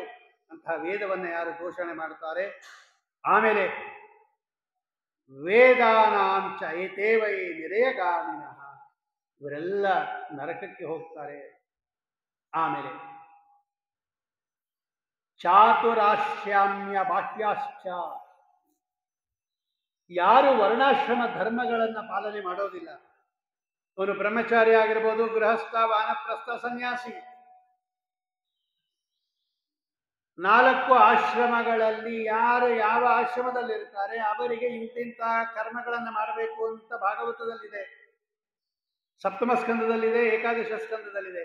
ಯಾರು ಆಶ್ರಮ ಧರ್ಮಗಳನ್ನು ಪರಿಪಾಲನೆ ಮಾಡೋದಿಲ್ಲ, ಶ್ರುತಿ ಬಾಹ್ಯಾಶ್ಚ, ವೇದದಲ್ಲಿ ಹೇಳಿರ್ತಕ್ಕಂತಹ ಭಗವಂತನ ಮಹಿಮೆಗಳನ್ನು ತಿಳಿಯೋದಿಲ್ಲ ಅಥವಾ ವೇದ ಕರ್ಮಗಳನ್ನು ಮಾಡೋದಿಲ್ಲ, ದೇವೈ ನಿರಯಗಾಮಿನಃ, ಇವರೆಲ್ಲ ಸುಲಭ ಅಂತ ತಿಳ್ಕೊಂಡ್ಬಿಡ್ಬೇಡಿ. ಇವತ್ತೆಲ್ಲ ಬಿಟ್ಟುಬಿಟ್ಟಿರ್ಬೋದು ನಾವು. ಗೃಹಸ್ಥಾಶ್ರಮಿಗಳಿಗೆ ಏನೇನು ಹೇಳಿದ್ದಾರೆ ಭಾಗವತದಲ್ಲಿ ಒಂದು ದೊಡ್ಡ ಲಿಸ್ಟೇ ಇದೆ, ಇಷ್ಟು ಮಾಡಬೇಕು ಗೃಹಸ್ಥನಾದವನು ಅಂತ. ಆ ಗೃಹಸ್ಥಾಶ್ರಮ ಮಾಡಿರ್ತಕ್ಕಂತಹ ಕರ್ಮಗಳನ್ನು ಯಾರು ಬಿಟ್ಟಿರ್ತಾರೆ, ನಾವು ಮಾಡೋದಿಲ್ಲಪ್ಪ, ನಮ್ಗೆ ಇಷ್ಟ ಇಲ್ಲ ಅನ್ಬಾರದು, ದೇವೈ ನಿರಯಗಾಮಿನಃ. ರಾಯರು ಬರೀತಾರೆ, ಇದಕ್ಕೆಲ್ಲ ಖಂಡಾರ್ಥದಲ್ಲಿ ಬರೀತಾರೆ. ಆಮೇಲೆ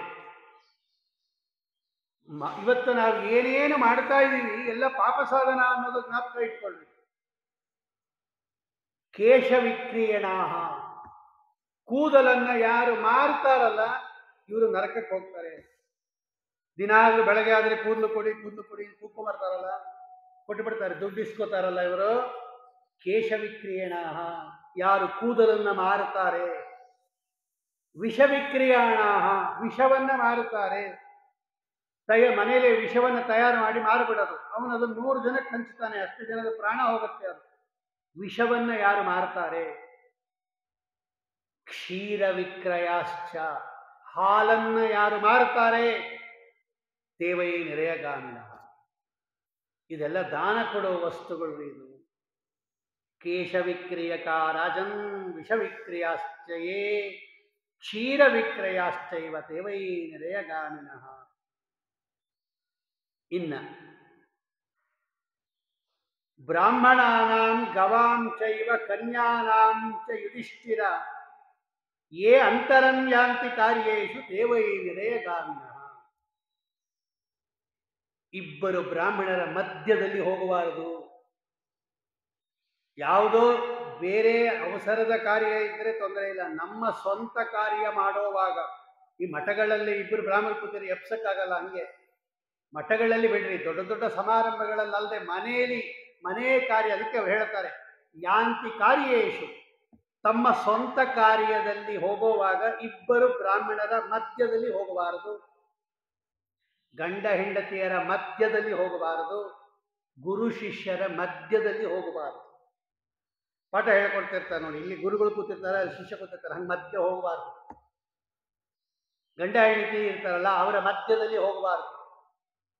ಇಬ್ಬರು ಬ್ರಾಹ್ಮಣರು ಕೂತಿದ್ದಾಗ ಅವರ ಮಧ್ಯದಲ್ಲಿ ಹೋಗಬಾರದು.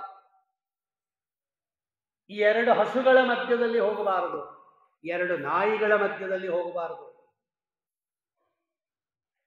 ಏ ಅಂತರಂಜಾಂತಿ, ಅಂತರ ಅಂದ್ರೆ ಮಧ್ಯದಲ್ಲಿ ಅಂತ ಅರ್ಥ. ಇದೆರಡರ ಮಧ್ಯದಲ್ಲಿ ಯಾರು ಕಾರ್ಯೇಶು, ತಮ್ಮ ಸ್ವಂತ ಕಾರ್ಯಕ್ಕೋಸ್ಕರವಾಗಿ ಯಾರು ಹೋಗ್ತಾರಲ್ಲ, ದೇವೈ ನಿರೇಗಾಮಿನ, ಇವರೆಲ್ಲ ನರಕಕ್ಕೆ ಹೋಗ್ತಾರೆ. ಎರಡು ಕತ್ತೆಗಳ ಮಧ್ಯದಲ್ಲಿ ಹೋಗಬಾರದು, ಎರಡು ನಾಯಿಗಳ ಮಧ್ಯದಲ್ಲಿ ಹೋಗಬಾರದು, ಎರಡು ಹಸುಗಳ ಮಧ್ಯದಲ್ಲಿ ಹೋಗಬಾರದು, ಬ್ರಾಹ್ಮಣರ ಮಧ್ಯದಲ್ಲಿ ಹೋಗಬಾರದು, ದಂಪತಿಗಳ ಮಧ್ಯದಲ್ಲಿ ಹೋಗಬಾರದು. ಇವರೆಲ್ಲ ನರಕಕ್ಕೆ ಹೋಗ್ತಾರೆ. ಶಸ್ತ್ರ ವಿಕ್ರಯಾಶ್ಚೈವ, ಇವತ್ತು ದೊಡ್ಡ ದಂಧೆ ಅದು, ಶಸ್ತ್ರಗಳನ್ನು ಮಾರೋದು. ಯಾರು ಅಸ್ತ್ರಶಸ್ತ್ರಗಳನ್ನು ಮಾರ್ತಾರಲ್ಲ, ಶಸ್ತ್ರ ವಿಕ್ರಯರು,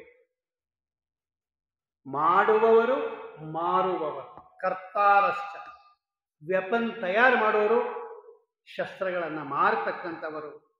ಆಮೇಲೆ ಶಲ್ಯಾನಾಂ ಧನುಷಾಂ ಚೈವ ತೈಗಂ ನಿರೇಗಾಮಿನಃ, ಈಟಿ, ಶಲ್ಯ ಅಂದರೆ ಬರ್ಜಿ, ಧನುಸ್ಸು, ಇವುಗಳನ್ನ ಯಾರು ಮಾರ್ತಾರಲ್ಲ ಇವರೆಲ್ಲ ನರಕಕ್ಕೆ ಹೋಗ್ತಾರೆ. ಆಮೇಲೆ ದಾರಿಯಲ್ಲಿ ಅಡ್ಡ ಹಾಕೋದಿದೆಯಲ್ಲ, ಇದೊಂದು ದೊಡ್ಡ ತೊಂದರೆ ನೋಡಿ. ಇದು ಇವತ್ತು ದೊಡ್ಡದೋದು, ಬಂದ್ಗಿಂದಂದ್ರೆ ದಾರಿಯಲ್ಲಿ ಅಡ್ಡ ಹಾಕಿಬಿಡ್ತಾರಲ್ಲ, ದೇವೈ ನಿರೇಗಾಮಿನಃ. ಏನೇನು ಮಾಡ್ತಾರವರು? ಶಲ್ಯ ಇರುವ ಮೊಳೆಗಳನ್ನ ಚುಚ್ಚು ಬಿಡೋದಾಗಲಿ, ಶಂಕು ಬಿರುವ ಗೂಟಗಳು ಬರುತ್ತೆ, ಅದು ಟೈರ್ಗೆ ಹೋದರೆ ಅದ್ರ ಮೇಲೆ ಬರಿಸ್ತಾಗಲಿ ಅನ್ನೋ ದೃಷ್ಟಿಯಿಂದ ಮೊಳೆಗಳನ್ನು ಹೊಡೆಯೋದಾಗಲಿ. ಆಮೇಲೆ ಏ ಮಾರ್ಗಂ ಅನುರುಂಧಂತಿ ದೇವೈ ನಿರೇಗಾಮಿನಃ, ಕಲ್ಲುಗಳನ್ನು ಇಡೋದಾಗಲಿ, ಹಳ್ಳಗಳನ್ನು ತೋಡೋದಾಗಲಿ, ರಂಧ್ರಗಳನ್ನು ಮಾಡೋದಾಗಲಿ, ಯಾರು ಮಾರ್ಗವನ್ನ ನಿಷೇಧ ಮಾಡ್ತಾರೆ ಇವರೆಲ್ಲ ನಿರೇಗಾಮಿನಃ, ನರಕಕ್ಕೆ ಹೋಗ್ತಾರೆ ಇವರು. ಆಮೇಲೆ ಉಪಾಧ್ಯಾಯಾಂಶ್ಚ ಭೃತ್ಯಾಂಶ್ಚ ಭಕ್ತಾಂಶ್ಚ ಭರತರ್ಷಭ ಯೇ ತ್ಯಜಂತಿ ಅಸಮರ್ಥಾಃ ತೇ ವೈ ನಿರೇಗಾಮಿನಃ.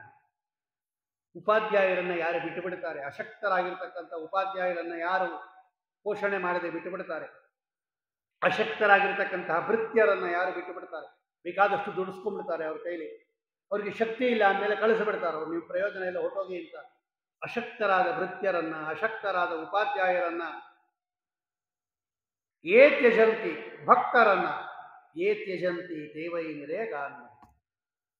ಶ್ರೀನಿವಾಸ ಕಲ್ಯಾಣ ಮೊನ್ನೆ ಎಲ್ಲ ಕೇಳಿದ್ದೀವಿ ನಾವು. ಪುರಾಣಗಳಲ್ಲಿ ಧರ್ಮ ಸೂಕ್ಷ್ಮವನ್ನು ಹೆಂಗೆ ಹೇಳಿರ್ತಾರೆ. ಚೋಳರಾಜನ ಭೃತ್ಯ ಗೋಪಾಲ ಹಸುವನ್ನ ಕೊಡಲಿಯಿಂದ ಹೊಡಿಬೇಕು ಅಂತ ಉದ್ಯಕ್ತನಾಗುತ್ತಾನೆ. ಆ ಹಸು ಬಂದು ಹುತ್ತದ ಮೇಲೆ ಹಾಲು ಸುರಿಸ್ತಾ ಇರುತ್ತೆ. ಅದನ್ನು ಗೊತ್ತಿಲ್ಲದೆ ಇರತಕ್ಕಂತಹ ಚೋಳರಾಜನ ಹೆಂಡತಿ ಚಾವಟಿ ತಗೊಂಡು ಹೊಡೆಸಿರ್ತಾನೆ, ಗೋಪಾಲಕನಿಗೆ ಹೊಡೆಸಿರ್ತಾಳೆ. ಕೋಪ ಬಂದ್ಬಿಟ್ಟಿರುತ್ತೆ ಅವನಿಗೆ. ನಿರಪರಾಧಿಯಾಗಿರ್ತಕ್ಕಂಥ ನನ್ನನ್ನು ಈ ಹಸು ಹೊಡೆಸ್ಬಿಡ್ತು ಅಂತ ದೊಡ್ಡ ಕುಟಾರ ತಗೊಂಡು ಹೊರಡ್ತಾನೆ ಅದರ ಹಿಂದೆ. ಆ ಬ್ರಹ್ಮದೇವರು ಸೀದ ಬಂದು ಹುತ್ತದ ಮೇಲೆ ಹಾಲು ಸುರಿಸ್ತಾರೆ. ನೋಡ್ದ ಇವನು, ಕೋಪ ಬಂದ್ಬಿಡ್ತು. ಎಲ್ಲ ಹಾಲು ಇಲ್ಲಿ ಸುರಿಸ್ಬಿಟ್ಟು ನನಗೆ ಚಾವಟಿಯಿಂದ ಹೊಡೆಸಿದ್ಯಾ ನೀನು ಅಂತ ಹೇಳಿ ಆ ಹರಿತವಾಗಿರ್ತಕ್ಕಂತಹ ಕೊಡಲಿಯಿಂದ ಹಸುವನ್ನು ಕೊಲ್ಲಕ್ಕೆ ಹೋಗ್ತಾನೆ ಅವನು. ಆಗ ಭಗವಂತ ಒಳಗಡೆ ಇರ್ತಕ್ಕಂಥವನು ಆಲೋಚನೆ ಮಾಡ್ತಾನಂತೆ. ಆಲೋಚನೆ ಅಂದ್ರೆ ನಮಗೆಲ್ಲ ತಿಳಿಸ್ತಾನೆ. ಯಾರು ತನ್ನ ಭೃತ್ಯರ ಹನನವನ್ನ ನೋಡಿಕೊಂಡು ಸುಮ್ಮನೆ ಇರ್ತಾರೋ ಅವನು ನರಕಕ್ಕೆ ಹೋಗ್ತಾನೆ ಅಂತ ಸ್ವಯಂ ಶ್ರೀನಿವಾಸ ದೇವರು ಹೇಳ್ತಾರೆ. ಆ ಭಾಗ ತೆಗೆದು ನೋಡಿರ್ಬೇಕಾದ್ರೆ, ಯಾರು ಸ್ವಭಕ್ತ ಹನನನನ್ನ ನೋಡಿಕೊಂಡು, ಸ್ವಭೃತ್ಯ ಹನನನನ್ನ ನೋಡಿಕೊಂಡು ಸುಮ್ಮನೆ ಇರ್ತಾನೆ ಒಬ್ಬ ವ್ಯಕ್ತಿ, ಅವನಿಂದ ಸೇವೆ ಮಾಡಿಸ್ಕೊಂಡ್ಬಿಡ್ತಾನೆ ಬೇಕಾದಷ್ಟು. ಅವನಿಗೇನಾದರೂ ತೊಂದರೆ ಬಂದರೆ, ಅವನಿಗೆ ಅಶಕ್ತನಾದಾಗ, ಅವ್ನಿಗೆ ಇನ್ನೊಬ್ಬರಿಂದ ತೊಂದರೆ ಬಂದಾಗ ಯಾರು ಸುಮ್ಮನೆ ಇರ್ತಾರಲ್ಲ ಆ ಯಜಮಾನ ನರಕಕ್ಕೆ ಹೋಗ್ತಾನೆ ಅವನು. ಇಷ್ಟು ದಿವಸ ಈ ಹಾಲು ಸುರಿಸಿದೆ ಇದು ಗೋವು ನನ್ನ ಹತ್ರ ಬಂದು, ಇವತ್ತು ಅದಕ್ಕೆ ಪ್ರಾಣಾಪಾಯ ಬಂದಿದೆ, ಕೊಡಲಿ ಏಟು ಬೀಳುತ್ತಾ ಇದೆ, ಯಾರು ನೋಡಿಕೊಂಡು ಸುಮ್ಮನೆ ಇರ್ತಾರಲ್ಲ ಇವರು ಯಾವಾಗಲೂ ಶಾಶ್ವತವಾಗಿ ನರಕದಲ್ಲಿ ಇರಬೇಕಾಗತ್ತೆ ಅಂತ ಹೇಳಿ ಪರಮಾತ್ಮ ತಾನೇ ಎದ್ದ ಅಂತ ಅಲ್ಲೊಂದು ಮಾತಿದೆ ಶ್ರೀನಿವಾಸ ಕಲ್ಯಾಣದಲ್ಲಿ, ತನ್ನ ತಲೆಯನ್ನು ಕೊಟ್ಟ ಅಂತ. ಅದನ್ನು ಮಹಾಭಾರತ ಹೇಳುತ್ತೆ. ಉಪಾಧ್ಯಾಯಾಂಶ್ಚ ಭೃತ್ಯಾಂಶ್ಚ ಭಕ್ತಾಂಶ್ಚ ಭರತರ್ಷಭ ಯೇ ತ್ಯಜಂತಿ ಅಸಮರ್ಥಾ ತೇ ವೈ ನಿರಯಗಾಮಿನ. ಇವರೆಲ್ಲ ನರಕಕ್ಕೆ ಹೋಗ್ತಾರೆ. ಆಮೇಲೆ ಪಶುಗಳನ್ನು ಬಂಧಿಸಿ ಹಿಂಸೆ ಕೊಡೋದು ಇದೊಂದು ಪ್ರವೃತ್ತಿ. ಕೆಲವರು ಸುಮ್ಮನೆ ಇರ್ತಕ್ಕಂತಹ ಪ್ರಾಣಿಗಳನ್ನೆಲ್ಲ ಬಂಧನ ಮಾಡೋದು, ಅದು ಒಂದು ಶೋ ಇವರಿಗೆ. ಮನೆಯಲ್ಲಿ ಪಂಚರ ಕೂಟದೊಂದು ಗಿಣಿ ಇಟ್ಟಿರೋದು. ವಿನಾಕಾರಣ ಪಶುಗಳನ್ನು ಬಂಧನ ಮಾಡಬಾರದು. ಬಂಧಕಾಶ್ಚ ಪಶೂನಾಂ ಏತೇ ವೈ ನಿರಯಗಾಮಿನ. ಮೂಗುದಾರ ಹಾಕೋದು ನಾಸಾನಾಂ ವೇದಕಾಸ್ತತ. ನಮ್ಮ ಹಸುಗೆ ಹಾಕಿದ್ರೆ ಬರಲ್ಲ, ಬೇರೆ ಯಾವುದೋ ಹಸುಗಳಿಗೆ ಮೂಗುದಾರ ಹಾಕೋದು ಎಷ್ಟು ಅದಕ್ಕೆ ತೊಂದರೆ ಆಗುತ್ತೆ. ಪಶುಗಳನ್ನು ಬಂಧಿಸೋದು, ಅದಕ್ಕೆ ಹಿಂಸೆ ಕೊಡೋದು, ಇವರೆಲ್ಲ ನರಕಕ್ಕೆ ಹೋಗ್ತಾರೆ ಇವರು. ಆಮೇಲೆ ರಾಜರುಗಳು ಅಗೋಪ್ತಾರಶ್ಚಲದ್ರವ್ಯಾ ಬಲಿಷಡ್ಗತ ತರ್ಪರಾ ಸಮರ್ಥಾಶ್ಚ ಅಪಿ ಅದಾತಾರಾ ದೇವೈ ನಿರಯಗಾಮಿನ. ಪ್ರಜೆಗಳನ್ನು ಯಾರು ರಕ್ಷಣೆ ಮಾಡೋದಿಲ್ಲ ರಾಜರುಗಳು, ಅವರ ದ್ರವ್ಯವನ್ನು ಯಾರು ಕಿತ್ಕೋತಾರೆ. ಎಷ್ಟು ಟ್ಯಾಕ್ಸ್ ಹಾಕಬೇಕಪ್ಪ ಅಂದರೆ ನೋಡ್ರಿ, ಬಲಿಷಡ್ಗತ ತತ್ಪರ, 1/6 ಭಾಗ ಮಾತ್ರ ಸ್ವೀಕಾರ ಮಾಡಬೇಕಂತ. ಕರ ಇಷ್ಟೇ ಹಾಕ್ಬೇಕಂತೆ ಟ್ಯಾಕ್ಸ್, ಅದು 1/6 ಭಾಗ ಮಾತ್ರ ಹಾಕಬೇಕು. ಆಮೇಲೆ ಅದನ್ನೇನು ಮಾಡಬೇಕು, ದಾನ ಕೊಡ್ಬೇಕಂತೆ ಅವರು. ಸಮರ್ಥಾಶ್ಚಾಪಿ ಅದಾತಾರ. ಯಾವ ರಾಜರುಗಳು ಪ್ರಜೆಗಳಿಂದ ನ್ಯಾಯ ರೀತಿಯಲ್ಲಿ ಕರವನ್ನು ಸ್ವೀಕಾರ ಮಾಡಿ ಅದನ್ನು ಮತ್ತೆ ದಾನವನ್ನು ಮಾಡೋದಿಲ್ಲ, ಇವರೆಲ್ಲ ನರಕಕ್ಕೆ ಹೋಗ್ತಾರೆ. ಇನ್ನೊಂದು, ಯಾರು ತಮ್ಮ ಕಾರ್ಯವನ್ನು ಮಾಡಿಸ್ಕೊಂಡು ತ್ಯಜಂತಿ ಕೃತಕೃತ್ಯಾಯೇ ದೇವೈ ನಿರಯಗಾಮಿನ ಕ್ಷಾಂತಾನ್ ದಾಂತಾನ್ ತಥಾ ಪ್ರಾಜ್ಞಾನ್ ದೀರ್ಘಕಾಲಂ ಸಹೋಷಿತಾಂ. ತುಂಬ ದಿನ ಅವ್ರ ಜೊತೆಯಲ್ಲಿ ಇರ್ತಾರೆ, ಅವ್ರ ಕೈಲಿ ಬೇಕಾದಷ್ಟು ಕೆಲಸ ಮಾಡಿಸ್ಕೊಂಡಿರ್ತಾರೆ. ಕಡೆಯಲ್ಲಿ ಅವರನ್ನ ಪರಿತ್ಯಾಗ ಮಾಡಿಬಿಡ್ತಾರೆ, ಬಿಟ್ಟು ಬಿಡುತ್ತಾರೆ. ಇವರು ನರಕಕ್ಕೆ ಹೋಗ್ತಾರೆ. ಇವರು ಯಾವಾಗಲೂ ನಮ್ಮ ಕಾರ್ಯವನ್ನು ಮಾಡಿಸ್ಕೊಂಡವ್ರಿಗೆ ನಾವು ಕೃತಜ್ಞರಾಗಿರಬೇಕು ಅಂತಕ್ಕಂಥವರು ಇವರೆಲ್ಲ ನರಕಕ್ಕೆ ಹೋಗ್ತಾರೆ. 2 ಸಲ ಹೇಳ್ತಾರೆ ನೋಡ್ರಿ ಅವರು. ಬಾಲಾನಾಂ ಅಥ ವೃದ್ಧಾನಾಂ ದಾಸಾನಾಂ ಚೈವ ಏನರಾಹ ಅದತ್ವ. ಹಿಂದೆನೇ ಹೇಳಿತ್ತು ಇದು ಎಷ್ಟು ಡೇಂಜರಸ್ಸು ಅಂತ ಮತ್ತೆ ಹೇಳ್ತಾರೆ ನೋಡ್ರಿ. ಸಣ್ಣ ಮಕ್ಕಳಿಗೆ, ವೃದ್ಧರಿಗೆ, ಭೃತ್ಯರಿಗೆ ಅನ್ನವನ್ನು ಕೊಡದೆ ಯಾರು ಊಟವನ್ನು ಮಾಡುತ್ತಾರೆ ನರಕಕ್ಕೆ ಹೋಗ್ತಾರೆ ಇವರು. ಭಿಕ್ಷಯಂ ಚಕ್ರೇ ದೇವೈ ನಿರಯಗಾಮಿನಃ. ದೇವ ಕಾರ್ಯ, ಪಿತೃಕಾರ್ಯ, ಯಾವ ಕಾರ್ಯದಲ್ಲಿ ಸರ್ವೇಶ್ವೇವ ಚ ಕಾರ್ಯೇಷು ದೈವಪೂರ್ವೇಶು ಭಾರತ ಹಂತಿ ಪುತ್ರಾನ್. ದೇವ ಕಾರ್ಯಗಳಲ್ಲಾಗಲಿ ಪಿತೃಕಾರ್ಯಗಳಲ್ಲಾಗಲಿ ಯಾರು ಮಕ್ಕಳನ್ನು ಹೊಡೀತಾರೆ, ಪಶುಗಳನ್ನು ಹೊಡೀತಾರೆ, ಬ್ರಾಹ್ಮಣರನ್ನ ಅತಿಕ್ರಮಣ ಮಾಡ್ತಾರೆ, ಇವರೆಲ್ಲ ನರಕಕ್ಕೆ ಹೋಗ್ತಾರೆ ಅಂತ ದೊಡ್ಡ ಲಿಸ್ಟೇ ಕೊಟ್ಬಿಡ್ತಾರೆ ಯುಧಿಷ್ಠಿರನಿಗೆ. ಆದ್ದರಿಂದ ಇದರಲ್ಲಿ ಇರ್ತಕ್ಕಂಥದ್ದು ನಮ್ಮ ಜೀವನದಲ್ಲಿ ಪ್ರತಿನಿತ್ಯ ನಮಗೆ ಘಟನೆ ಆಗತಕ್ಕಂಥದ್ದೇ ಇದೆಲ್ಲ. ಇಂತಹ ಸಂದರ್ಭದಲ್ಲಿ ಇದನ್ನೆಲ್ಲ ಜ್ಞಾಪಕ ಇಟ್ಕೊಂಡು ಈ ಕಾರ್ಯವನ್ನೆಲ್ಲ ಬಿಡಬೇಕು, ಅದಕ್ಕೆ ಬೇರೆ ಏನಾದರೂ ವ್ಯವಸ್ಥೆ ಮಾಡ್ಕೋಬೇಕು ಅಂತ ಹೇಳಿ ಸ್ವರ್ಗಕ್ಕೆ ಯಾರ್ಯಾರು ಹೋಗ್ತಾರೆ ಅಂತ ಕೇಳ್ತಾರೆ. ಇದು ಬರೀ ನರಕಕ್ಕೆ ಹೋಗಿದ್ದಾಯ್ತು, ಯಾಕೋ ಬೇಜಾರಾಗ್ಬಿಡುತ್ತೆ, ಬರೀ ನರಕಕ್ಕೆ ಹೋಗ್ತೀವಿ ಅಂತ. ಸ್ವರ್ಗಕ್ಕೆ ಯಾರ್ಯಾರು ಹೋಗ್ತಾರೆ ಅಂತ ಧರ್ಮರಾಜ ಕೇಳಿದ್ದ ಭೀಷ್ಮಾಚಾರ್ಯರನ್ನ. ನೋಡ್ರಿ ಅವ್ರು ಹೇಳ್ತಾರೆ, ಈಗ ಒಂದೊಂದಾಗಿ ಹೇಳ್ತೀನಿ ಕೇಳು. ಭಾಗಿನಃ ಸ್ವರ್ಗಲೋಕಸ್ಯ ವರ್ಷಾಮಿ. ಯಾರ್ಯಾರು ಸ್ವರ್ಗಕ್ಕೆ ಹೋಗ್ತಾರೆ, ಇಷ್ಟೊತ್ತು ನರಕಕ್ಕೆ ಹೋಗಿದ್ದು ಹೇಳಿದೆ, ಈಗ ಸ್ವರ್ಗಕ್ಕೆ ಹೋಗೋರು ಯಾರು? ದಾನೇನ. ನೋಡಿ, ಮೊದಲನೇ ಯಾರು ದಾನವನ್ನ ಮಾಡುತ್ತಾರೆ, ದಾನ ಸ್ವರ್ಗಕ್ಕೆ ಸೋಪಾನ. ಆದ್ದರಿಂದ ನಿತ್ಯ ದಾನ ಮಾಡತಕ್ಕಂತಹ ಸಂಪ್ರದಾಯವನ್ನು ಬೆಳೆಸ್ಕೋಬೇಕು. ಯಾರಾದರೂ ಬಂದ್ರೆ ಅವ್ರನ್ನ ಬರೀ ಕೈಲಿ ಕಳಿಸ್ಲೇಬಾರದು, ಏನಾದರೂ ಒಂದು ದಾನವನ್ನು ಕೊಟ್ಟು ಕಳಿಸ್ಬೇಕು. ದಾನ, ನಿತ್ಯ ದಾನ ಅಂತಾನೆ ಒಂದು ದಾನ ಇದೆ. ಪ್ರತಿದಿನ ಏನಾದರೂ ಒಂದು ವಸ್ತುವನ್ನು ದಾನ ಮಾಡೋರಿದ್ದಾರೆ. ದಾನೇನ.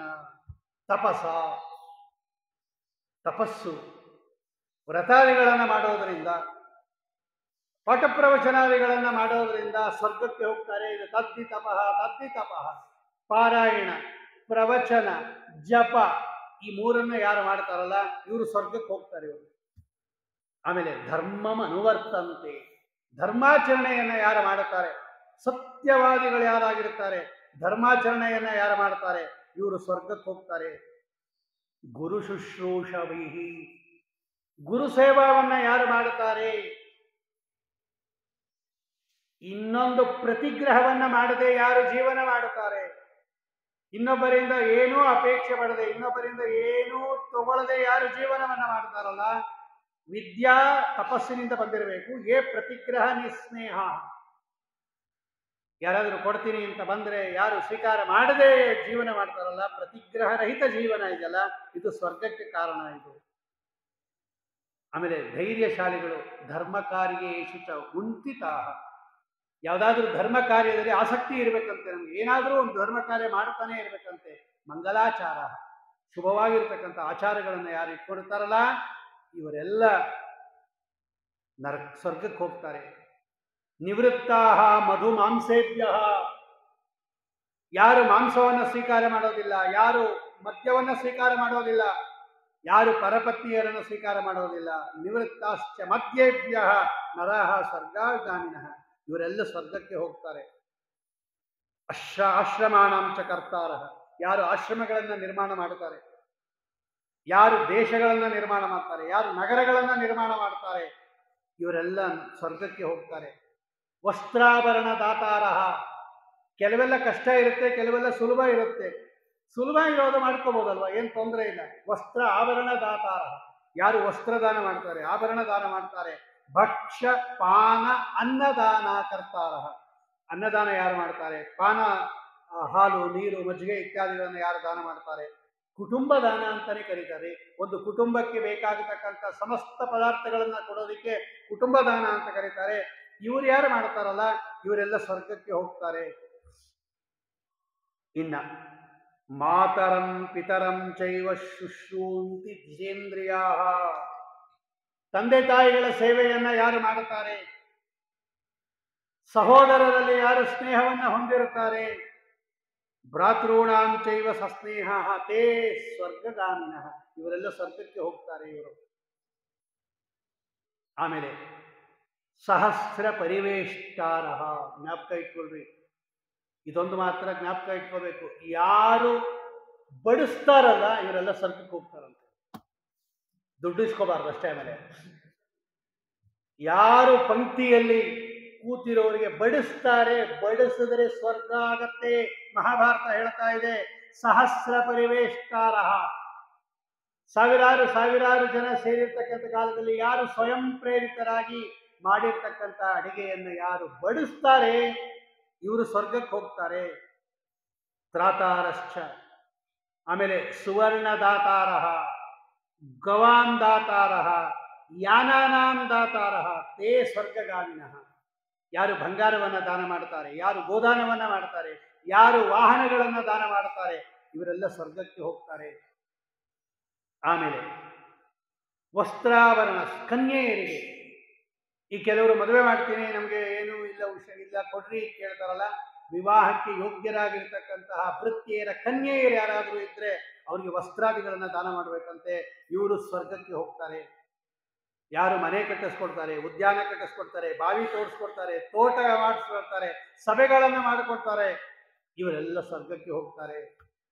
ನಿವೇಶನ, ಯಾರು ಸೈಟ್ ದಾನ ಮಾಡ್ತಾರೆ, ಹೊಲ ದಾನ ಮಾಡ್ತಾರೆ, ಮನೆಗಳನ್ನು ಯಾರು ದಾನ ಮಾಡಿಬಿಡ್ತಾರಲ್ಲ ಇವರೆಲ್ಲ ಸ್ವರ್ಗಕ್ಕೆ ಹೋಗ್ತಾರೆ.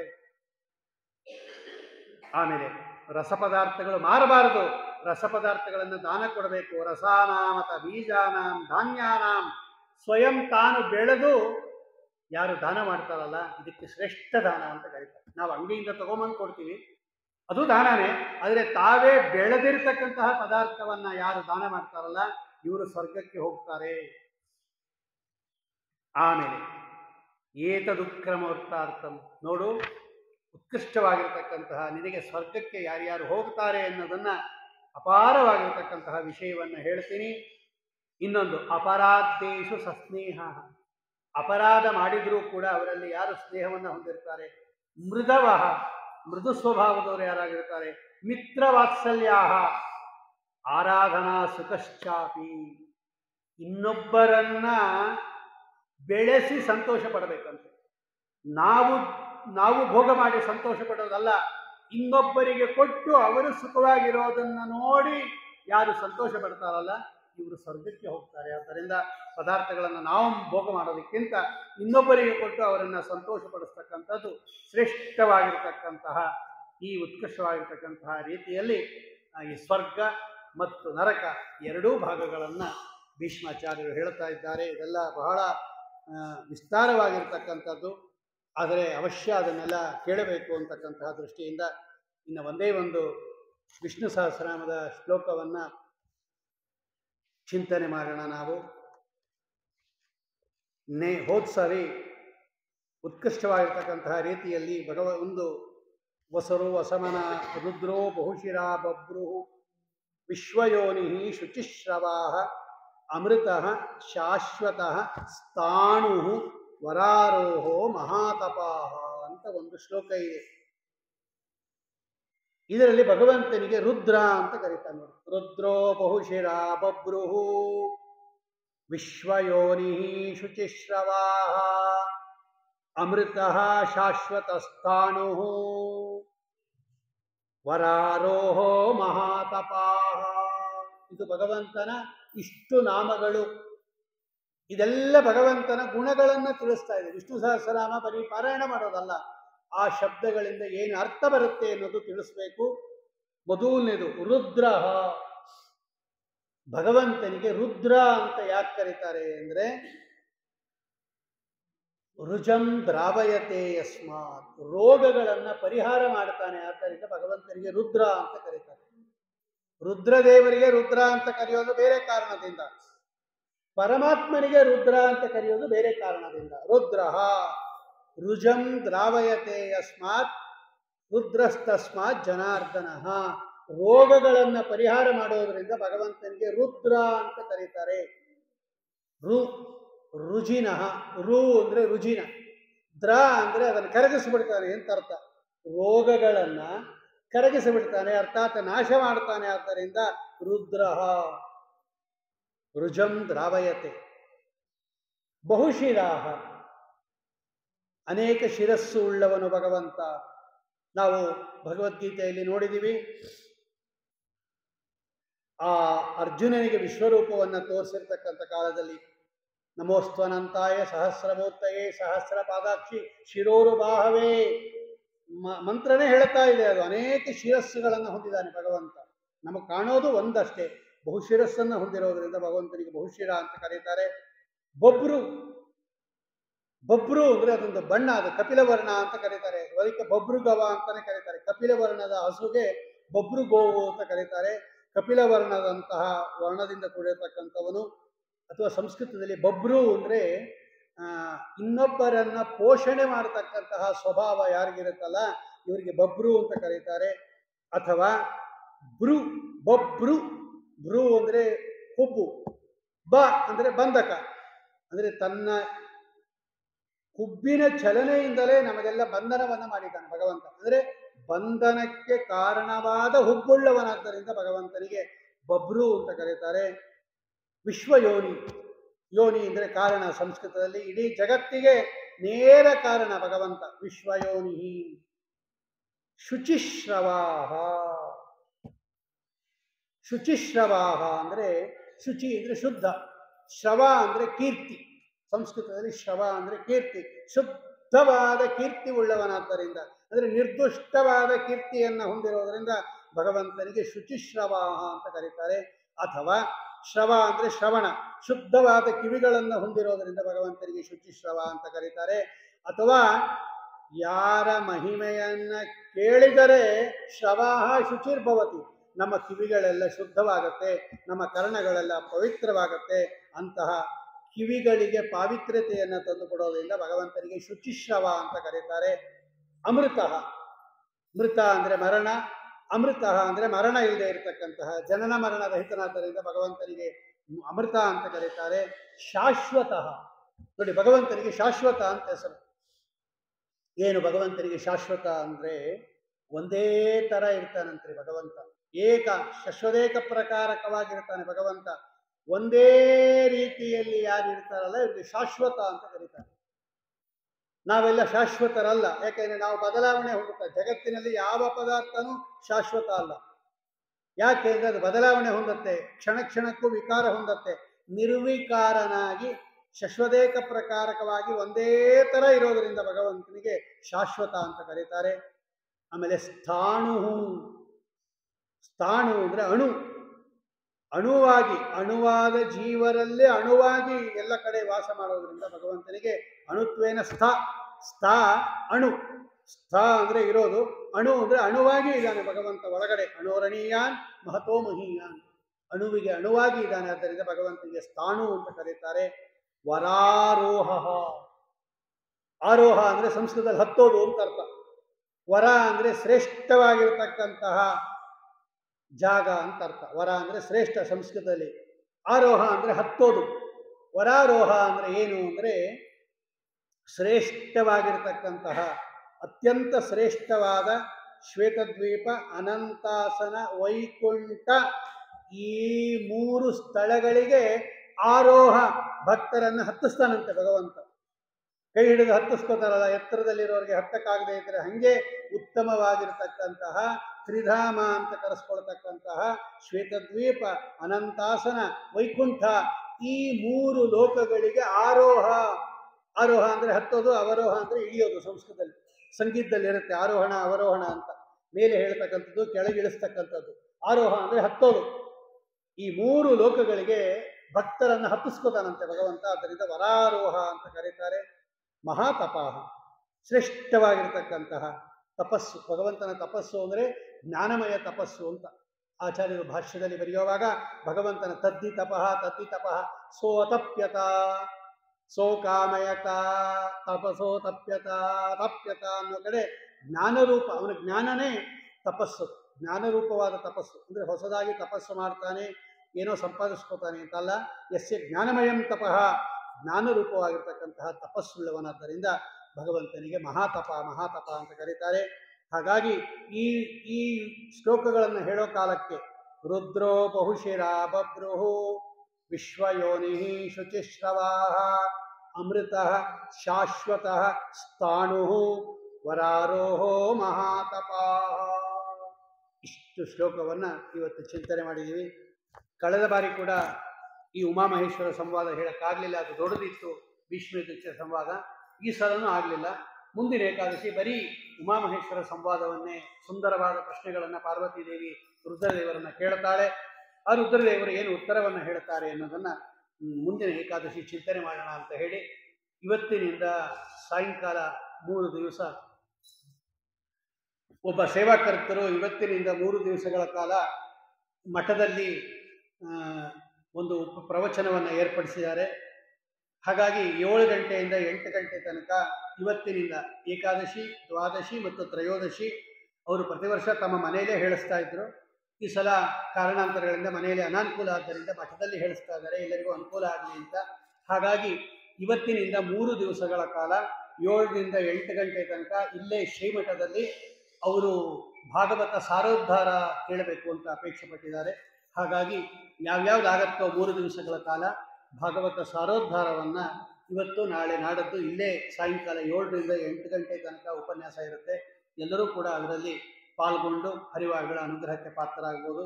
ಶ್ರೀಕೃಷ್ಣಾರ್ಪಣಮಸ್ತು, ಶ್ರೀಮಧ್ವೇಶಾರ್ಪಣಮಸ್ತು.